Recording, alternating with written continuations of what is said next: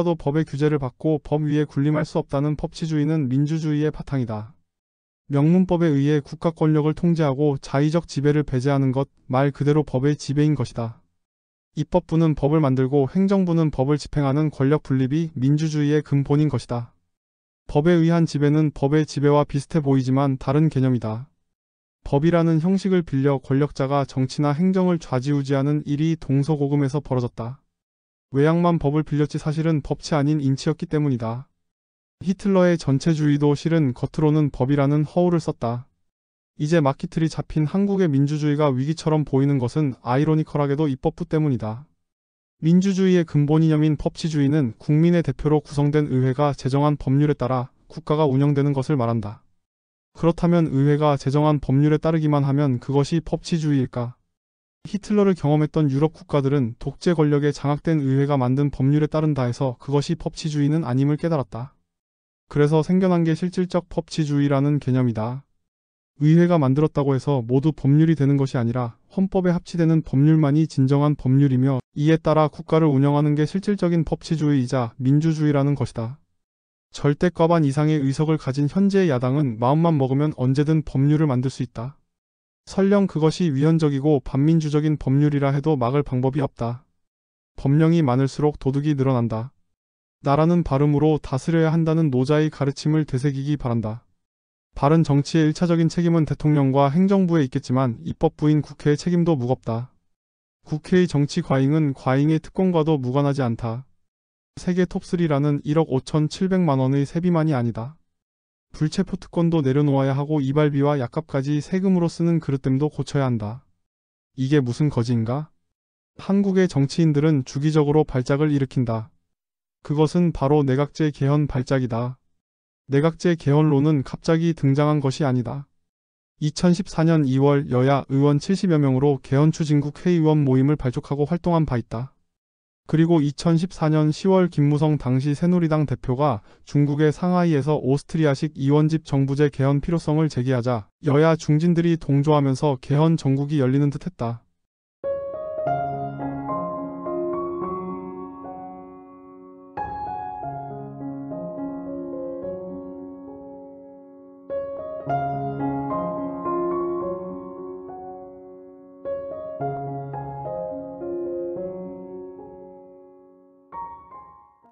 그러나 당시 박근혜 대통령이 개헌 논의는 모든 것을 빨아들이는 블랙홀이 될 우려가 있다면서 반대했기 때문에 수면 아래로 가라앉았다.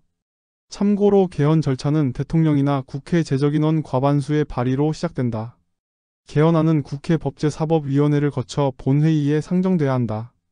정족수는 제적의원 3분의 2 이상이다. 의결로부터 30일 이내에 국민투표를 거쳐야 한다. 일단 법이 발의되면 대통령 권한대행이나 헌법재판소 등 다른 헌법기관을 거치지 않는다. 우리나라에서 내각제를 주장하는 사람들의 공통된 의견은 한국 정치의 모든 문제가 제왕적 대통령 때문이라는 것이다. 과연 대통령 중심제 헌법이 문제인가? 정치인들은 헌법대로 나라를 운용하려고 노력을 하기나 했는가? 정치인들이 스스로의 책임은 게을리하면서 정치권의 책임을 대통령에게 돌리고 있는 것은 아닌가? 권력 구조를 대통령제에서 내각제로 바꾸기만 하면 과연 정치가 달라질 수 있을 것인가? 건국 당시부터 대통령제냐 내각제냐에 대한 논란이 있었다. 이와 관련하여 대통령학 전문가인 김충남 박사는 다음과 같이 지적한 바 있다. 이승만 대통령은 신생국이 당면한 어려움을 극복하기 위해 강력한 리더십이 필요하다면서 대통령제를 관철시켰다. 4.19 이후 채택된 내각제는 실패로 끝났지만 그 후에도 끊임없이 정치권을 중심으로 내각제 개헌 주장이 끊임없이 제기되어 왔다. 한국은 대통령제를 채택하여 성공한 나라 중의 하나다. 만약 우리나라가 내각제 하에 있었다면 6.25 전쟁 등 공산 세력의 위협에서 살아남을 수 있었을까? 최악의 조건에서 경제 기적을 이룩할 수 있었을까? 대통령제는 강력한 리더십으로 위기를 극복하고 국가 목표를 효과적으로 실현할 수 있는 장점이 있다. 대통령 임기 중 정치 안정이 보장되고 대통령 중심으로 국력을 결집할 수 있고 정책의 일관성도 유지할 수 있다. 1990년대 초부터 20여 년 동안 빈번한 내각교체로 정치 불안정과 국정 표류로 좌절해온 일본의 경우 대통령을 중심으로 소신 있게 밀고 나가는 한국을 부러워하기도 했다. 물론 5년 단임제는 대통령 선거와 국회의원 선거 등 다른 선거와 사이클이 맞지 않고 단기적 성과에 집착하게 된다. 이와 함께 대통령의 조기 레임덕 현상이 나타난다는 문제가 있다. 미국에서도 단임으로 끝난 대통령은 이렇다 할 업적을 남기지 못하는 경우가 많았다. 그래서 4년 중임제 개헌이 필요하다는 주장이 설득력을 얻고 있다. 얼마 전 모 정치인은 언론 기고문을 통해 대통령 권력이 막강하기 때문에 국회는 권한이 없어 책임도 없고 무능하게 되었다고 썼다. 그러나 국회가 무능하고 무책임한 것은 정치권 자체의 문제이지 대통령 때문이라고 할 수 없다. 현행 헌법에는 국회의 권한이 대폭 강화되었다. 국회는 국정감사, 대정부 질의, 인사청문회, 장관에 대한 불신임 결의안, 예산안 심의 등 행정부를 견제하고 감시할 권한은 충분히 가지고 있고 얼마든지 행사할 수 있다. 국회가 행정부를 견제할 수 있는 권한에 비해 대통령이 국회를 견제할 수단은 별로 없다. 그래서 대통령 마음대로 할 수 있는 것이 많지 않다. 오히려 국회선 진화법에 의해 야당이 동의하지 않으면 어떤 법안도 통과시키지 못하는 등 국정에 발목이 잡혀왔다. 제왕적 대통령이 아니라 식물 대통령이 되는 것을 우려해온 것이 사실이다. 일 못하는 목수가 연장나무란다는 말이 있다. 우리 정치의 문제는 제도의 문제라기보다는 운용하는 사람들이 문제이다. 자칭타칭 민주투사 출신의 대통령들은 독선적 측근 중심의 국정 운영으로 인치 또는 문민 독재라는 비판을 받았다. 그들은 5년 단임제의 한계를 인식하고 기존의 국정기조를 계승 발전시키기보다는 거창한 국정 목표를 내세우고 아마추어 측근들을 요직에 앉혀 빈번한 시행착오를 초래했다. 역사 바로 세우기니 과거 청산이니 하면서 과거와 단절하고자 했기 때문에 정치적 대립과 갈등을 심화시켰다. 이런 문제들은 대통령의 개성과 스타일 그리고 대립적인 정치문화 때문이지 헌법상의 문제 때문이라고 할 수는 없다. 개헌을 주장하는 사람들은 대통령제의 단점만 강조하는 동시에 내각제의 장점만 부각시키는 경향이 있다. 내각제 찬성론자들은 대통령을 한 번 뽑아 놓으면 국민은 5년간 인질이 된다고 한다. 그런데 내각제에서는 한 정당의 장기 집권이 가능하기 때문에 국민은 훨씬 오랫동안 특정 정당의 인질이 될 가능성이 높다. 영국의 마거릿 대처는 12년 동안 철의 여왕으로 불리는 제왕적 총리로 군림하며 집권당은 물론 의회와 행정부를 장악했다. 한국에서는 정당의 보스나 실력자들이 국회의원과 시도지사 후보자의 공천권까지 장악하고 있기 때문에 대처보다 더 강력한 제왕적 총리가 나올 가능성이 크다. 내각제의 또 다른 문제는 정치 부패가 만연된다는 점이다. 국회의 다수 지지를 확보한 실력자가 총리가 되고 그 측근들이 장관직을 차지하기 때문에 과도한 파벌 경쟁이 필연적이다. 이를 위해 막대한 정치 자금이 소요된다. 따라서 정치 부패가 만연될 수밖에 없다. 더구나 내각제에서는 정치 권력의 불확실성이 커지기 때문에 기업들은 평소 여야 실력자들을 대상으로 계속 친분을 유지하려 할 것이다. 한국은 재벌, 언론, 법조계 등 사회경제적 권력이 소수에 집중된 독과점적 특성을 가지고 있다. 때문에 내각제가 되면 정치 권력과 사회경제적 권력이 구조적으로 결탁할 가능성이 높다. 내각제에서는 낙하산 인사도 만연될 것이다. 대통령의 낙하산 인사에 대한 비판이 많지만 내각제가 되면 정치 실력자들의 경쟁적 낙하산 인사와 이와 관련된 부패가 만연될 것이다. 정치인들은 측근들을 국영기업과 공공기관에 취업시킨 후 그들을 통해 각종 이권 개입과 인사 청탁을 하고자 할 것이기 때문이다. 내각제의 또 다른 문제는 권력에 대한 견제가 사라진다는 것이다. 내각제는 한 정당이 국회와 행정부 권력을 동시에 장악함으로써 절대 권력이 되는 것이다. 이런 상황 하에서 야당이 집권 세력을 제대로 견제할 수 있겠는가?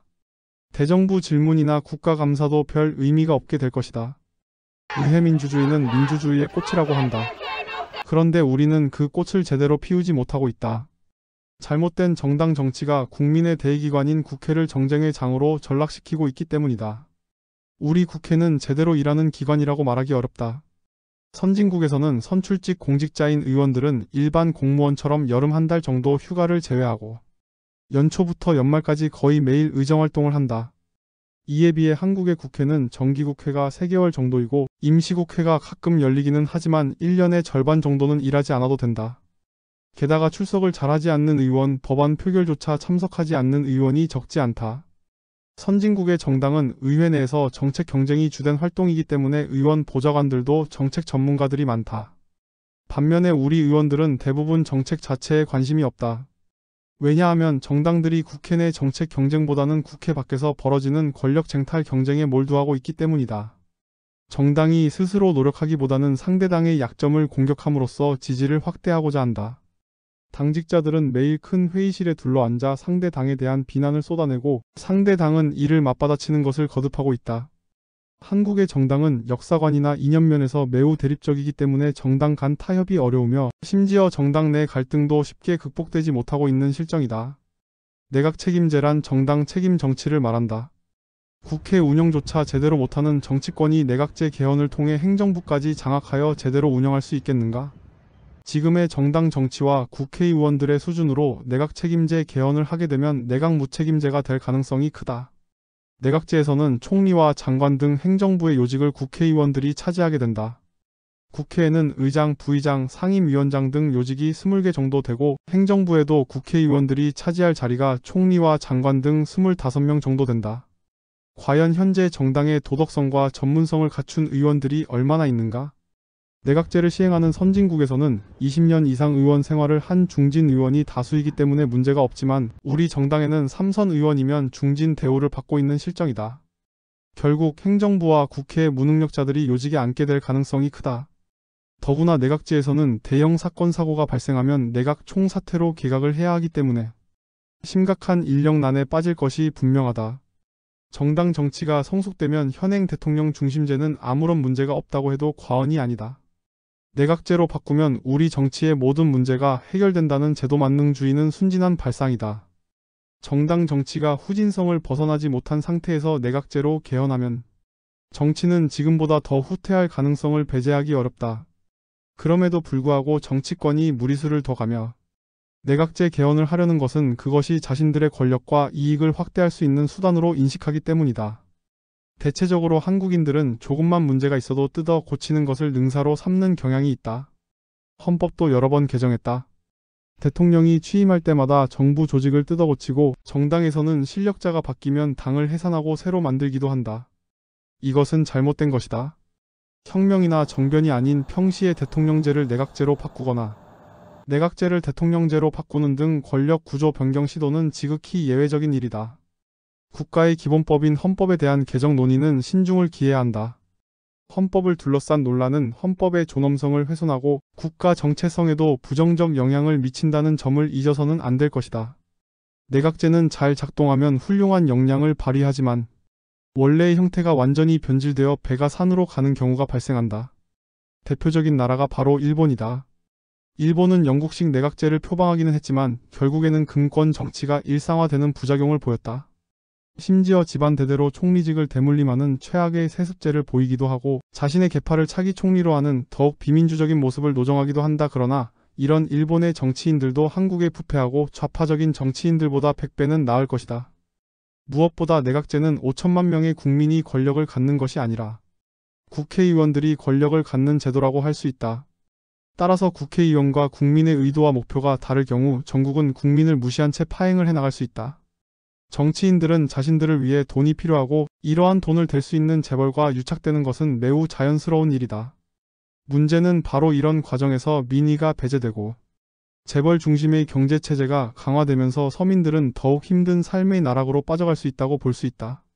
내각제는 이미 정치 선진국이라고 불리는 유럽의 30여 개국에서 시행되고 있는 제도이다. 하지만 지금 그들의 내각제가 매우 성공적으로 정착되었다고 보기는 힘들다. 결국 정치제도가 선진국을 만드는 것이 아니라 그것을 운영하는 국민이 선진국을 만든다라고 볼 수 있다.